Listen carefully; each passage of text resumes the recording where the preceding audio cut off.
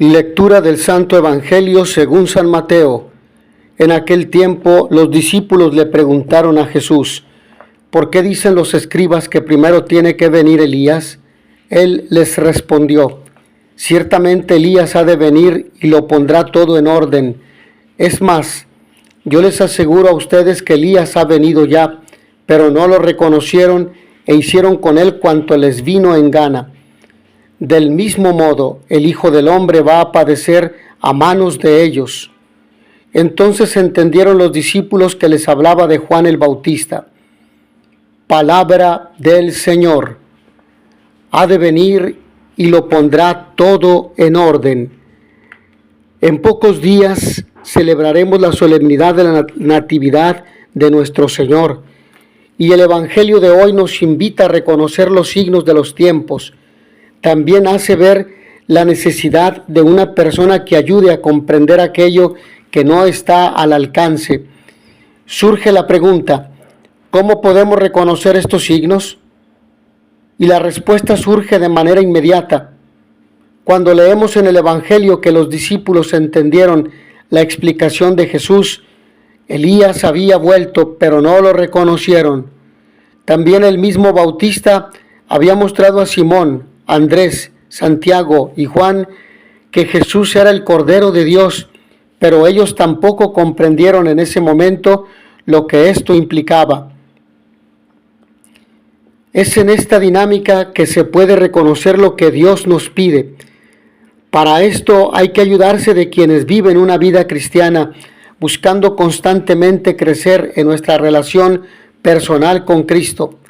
Al igual que los discípulos, mediante una vida sacramental y de oración que lleve al amor y servicio a los demás.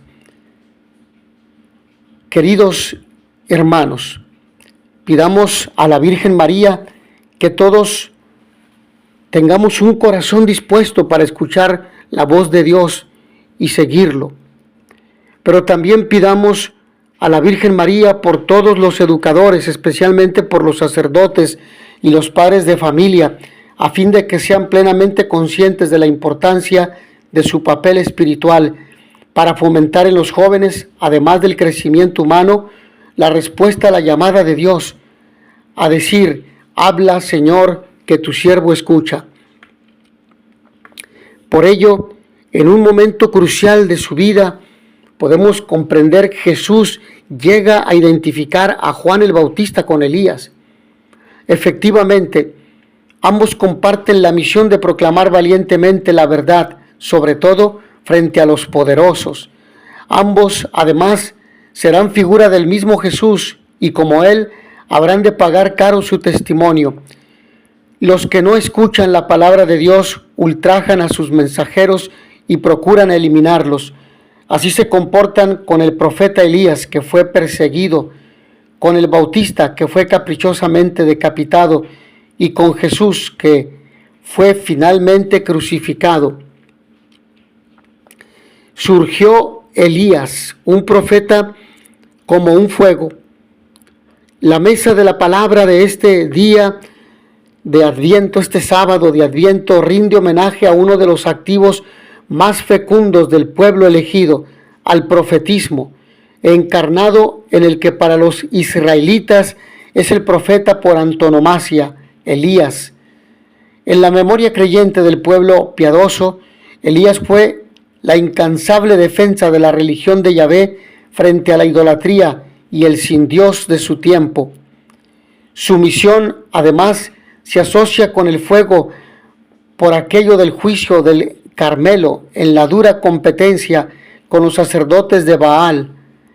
Y si esto fuera escaso bagaje, fue testigo profético de la no fácil sucesión de reyes en el reino del norte. Su talento y poder lo empleó a fondo para defender siempre la alianza que Yahvé estableció con su pueblo. El remate de su vida queda en la nebulosa del misterio. La tradición habla del rapto que sufrió en un torbellino o carro de fuego, y no es posible deslindar en esta colorista imagen lo que es metáfora, su ardiente conducta defendiendo la presencia de Yahvé con los suyos. de lo que es mitificación de un personaje rico en acciones salvadoras, o de lo que fue en realidad un sinfín humano, o su fin humano. Suficiente ambigüedad para que en él se viera el perfil del precursor del Mesías, Juan Bautista, quien preparó el camino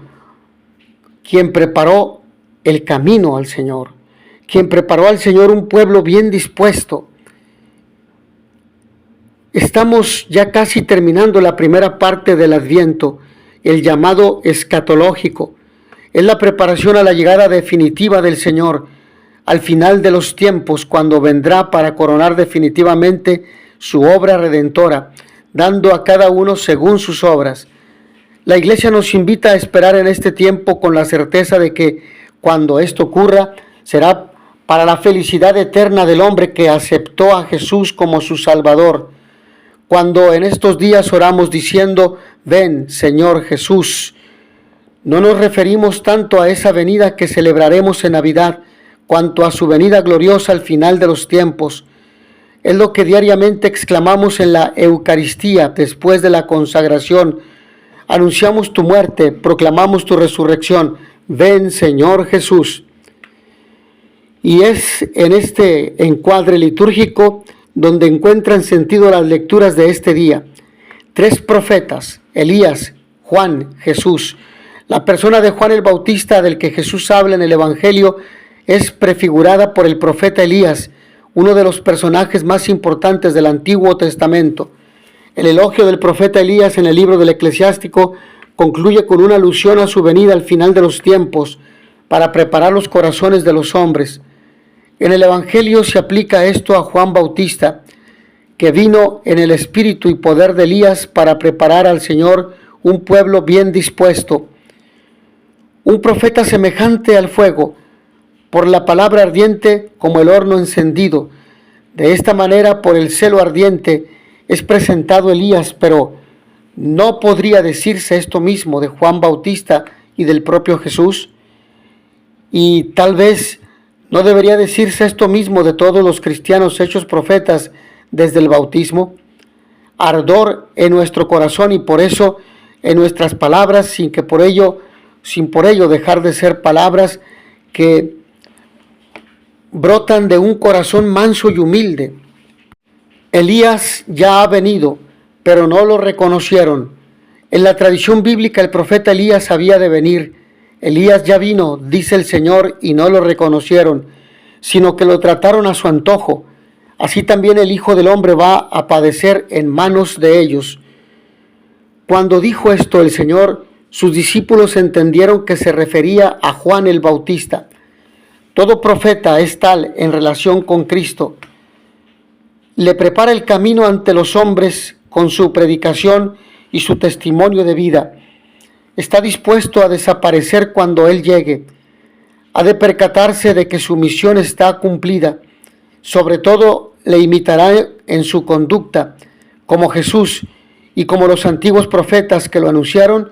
El profeta de hoy, de todos los tiempos, sabe que le espera la incomprensión, el sufrimiento y tantas situaciones adversas y difíciles. Pero entendieron que se refería a Juan el Bautista.